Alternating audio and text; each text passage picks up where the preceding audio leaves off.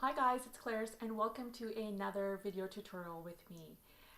In this video, we are going to be using all these skills that we've learned over the last 4 weeks in my Watercolor Basics series.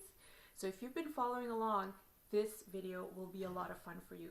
And we are creating little cards. So this video is going to be focused on creating mini wall hangings or cards or just any kind of, art presentations you want to give to family and loved ones for upcoming holidays like Valentine's Day is around the corner, Mother's Day, birthdays, anything really. So I want you guys to realize that the basic skills that we've been learning over the last 4 weeks, you can combine and create something on your own composition, using the colors you love and the techniques you love as well. So this is again another inspirational video for you. I hope you find it fun and I hope you get lots of views out of it.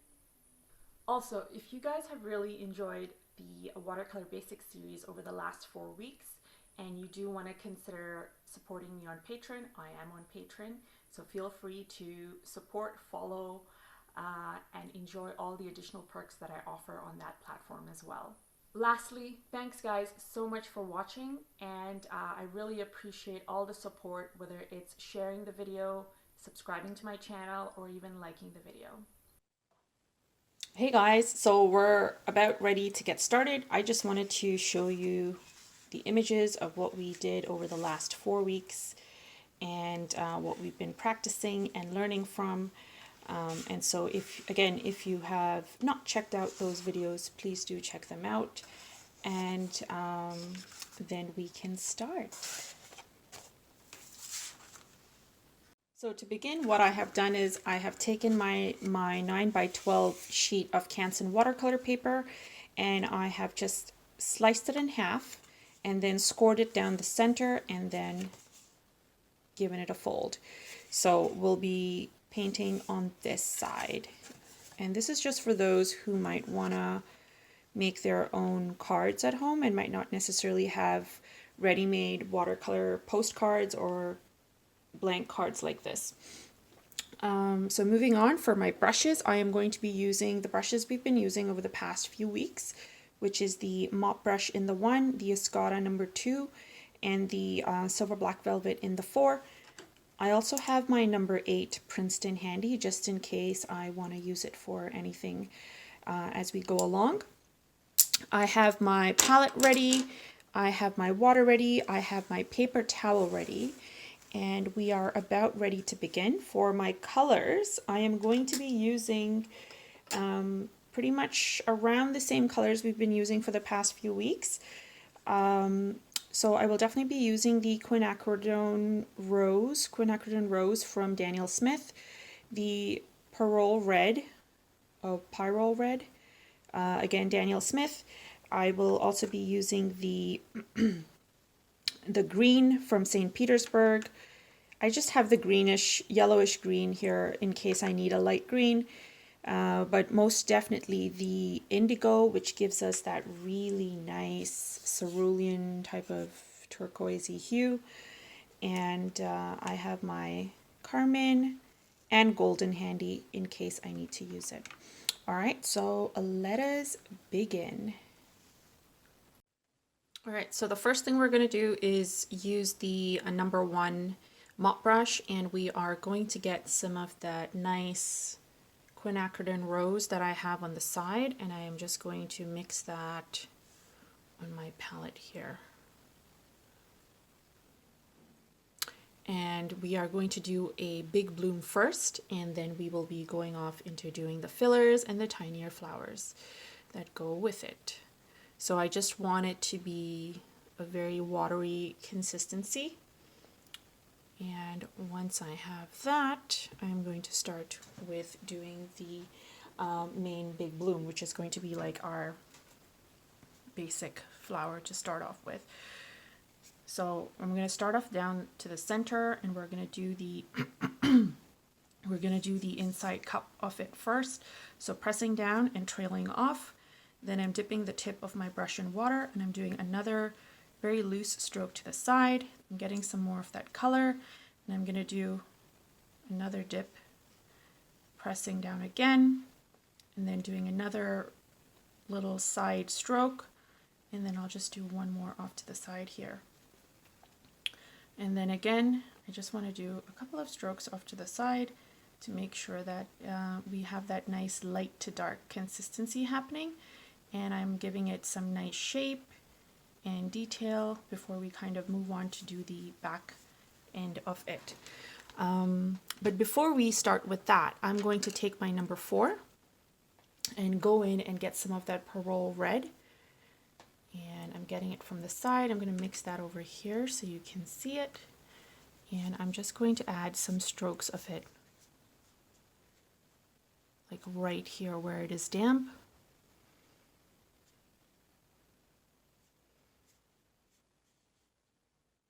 And then using the number 4 again, just wiping off some of the water, I'm going to draw and extend. And I'm just moving around the water and the color as it's kind of transitioning on. And I'm just going to do the same thing on this end here. And then just kind of close up this gap. But remember, we're keeping a lot of white space as well. So make sure that it's not just one big blob of color, but that you are getting a nice enough shape off a floral. Okay, and then I'm just going to go in with this, get some of the pink from my quinacridone rose, and just add it down to the center this way.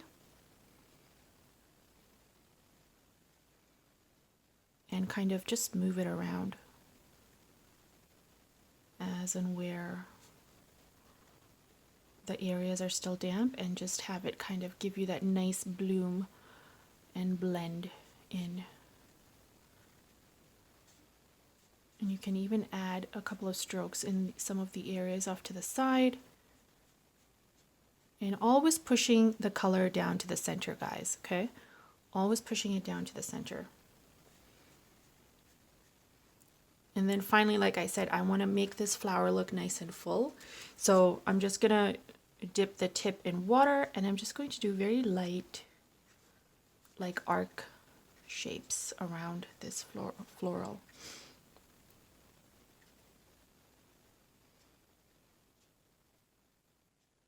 And it doesn't have to be all over, just in certain places.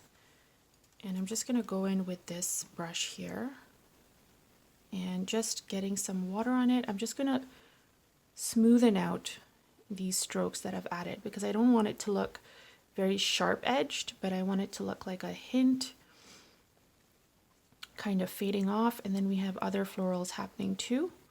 So I want to make sure that it's nice and soft as opposed to overdone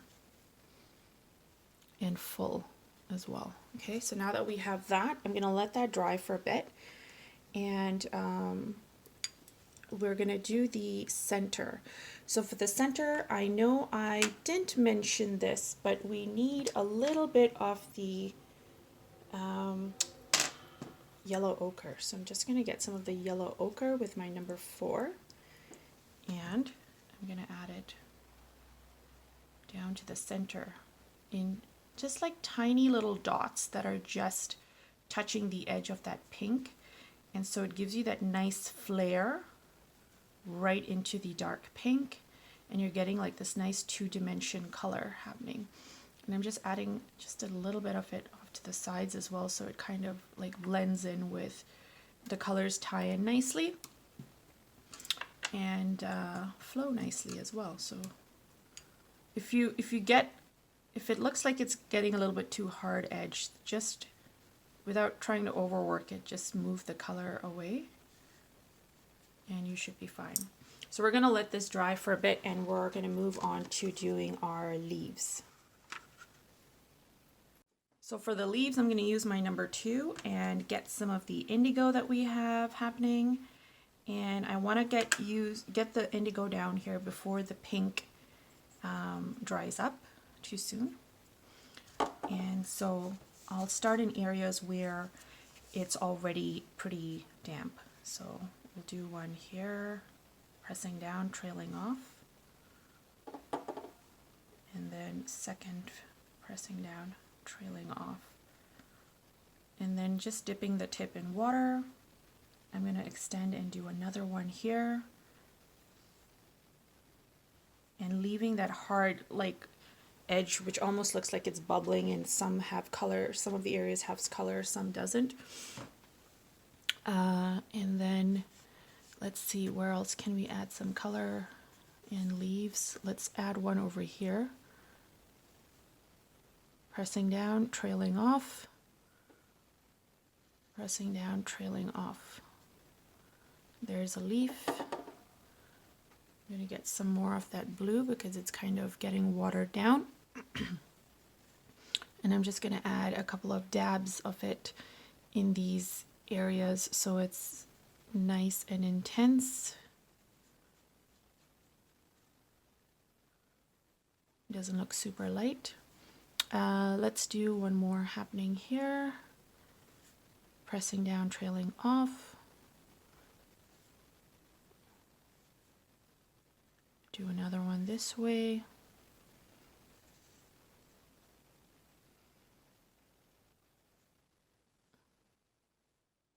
And then finally one there. And let's just do one happening over here on this end. Pressing down, trailing off, pressing down, trailing off. And this one's a lot lighter, so just leave it that way. Or these two rather, I should say. So we've done some leaves. Now we can do some of the fillers, and then we can do some of the tiny florals. So for the fillers, it's exactly like how we did in video number 3, the flowers from number 2. We're going to take some of the green and I'm going to mix it with some of the blue so it's like a related color. So I want them to be light and not overpowering, so I'm just going to add one over here, like a stem, and then adding another stem extension, and then just one protruding from this way. And then as soon as that is done, I'm going to go in and get some of the, let's get a mixture of the blue with the quinacridone rose to get like a nice purpley color, which is right here, as you can see. And then I'm getting that thick consistency, and I'm just going to go ahead and do some strokes like this. And I'm doing them very like spreading them out along the so-called stem.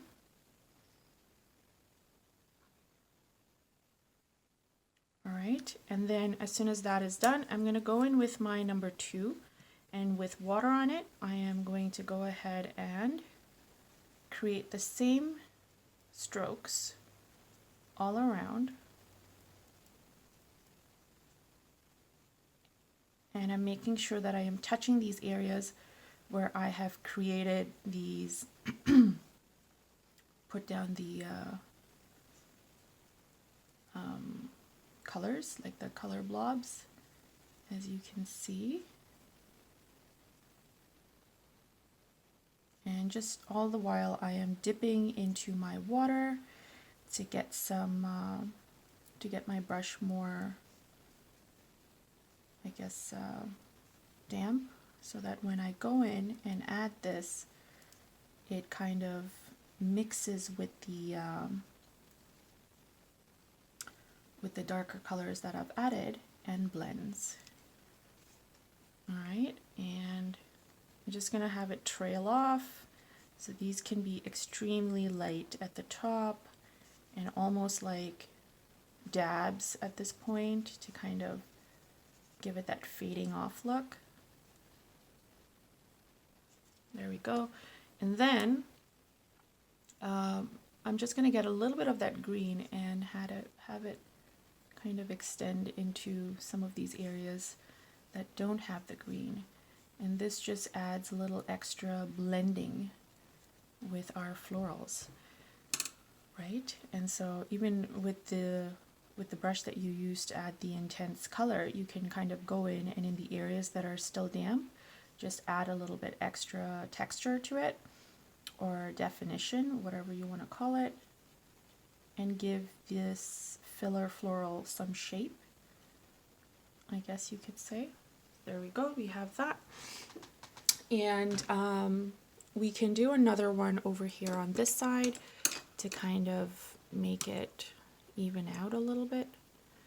So I'm just going to do that over here. Yeah, let's do it over here.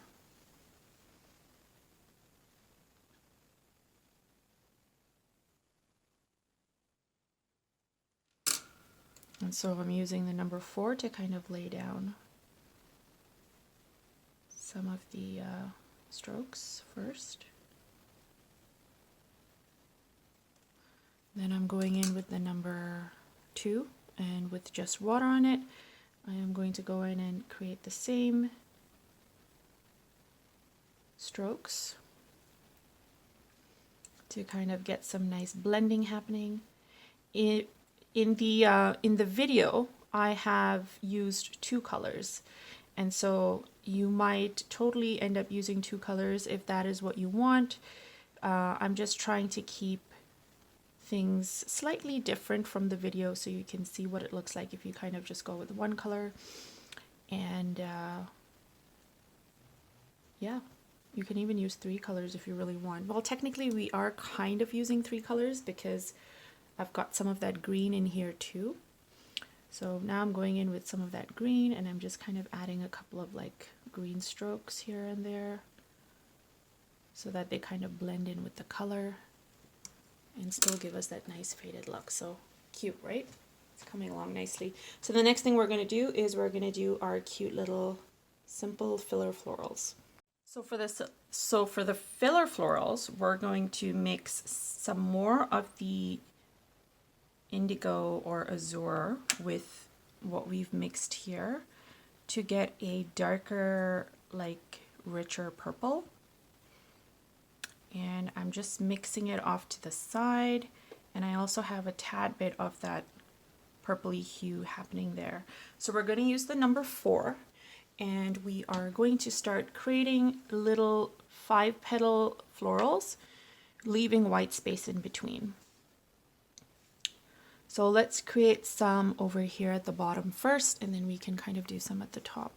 So I'm just going to create, pressing down, pulling away, dipping the tip in water, pressing down, pulling away. And then we are going to create the second petal, and then the third. I'm just washing off some of the paint, excess water. I'm doing another petal here, pushing all the color or water down to the center, and then finally one more over here.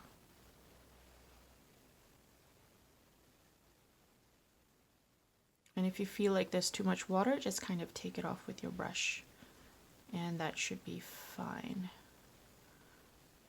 All right. Then just getting some water onto this brush, I'm going to create a couple of more of these little petals on the side here and make it seem like there's another pretty floral happening loosely on the side, and pushing down all the color to the center. And then I'll just do one very faint one happening here.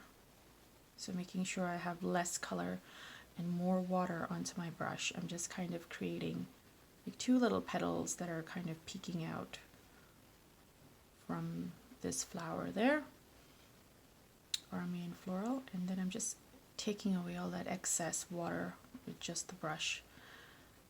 And then what I'm going to do is take some of that purpley pink that we have, and I'm just going to add it to the center of these, just certain areas, not everywhere, and just give it that blend or hue. And then yeah, and then we can kind of go to the top and create the same thing that we've been doing. So let's do some happening over here. So pressing down to get that petal, and pressing down again to get another, doing one here. And these are like, this is a very loose style, guys, so you know, it doesn't have to be perfect. They don't have to be consistent in size. It's like loose, it's a background floral. Just have fun with the repetition that's involved in creating it. And even if you're able to only get like 4 petals in, don't worry about it. Just like go with the flow. I'm just gonna do another one here.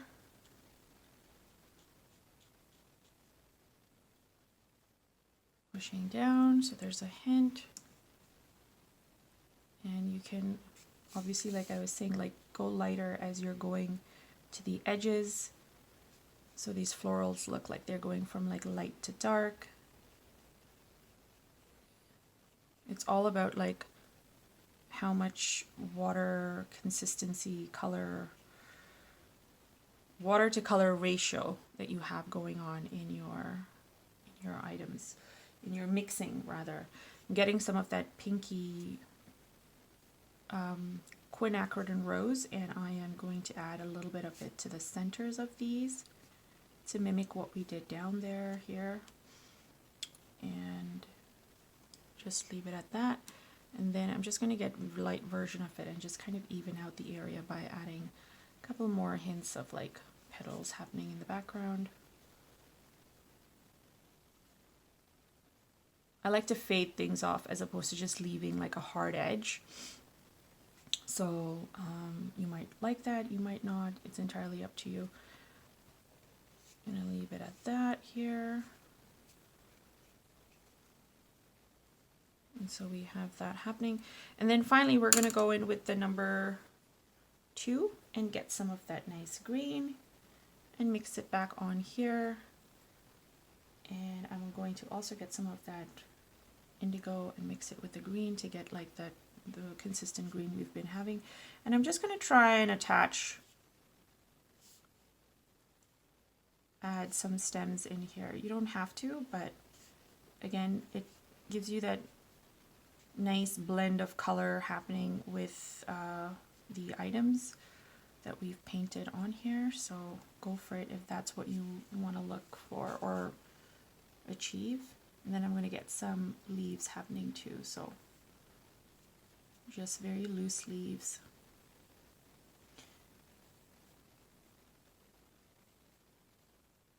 And giving it some direction.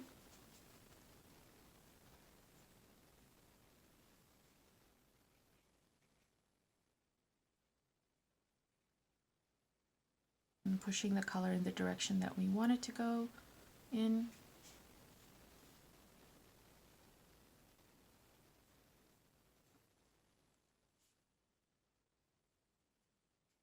Just like that. So keeping it nice, loose, open-ended, and then we'll just add a couple of the leaves happening down at the bottom too.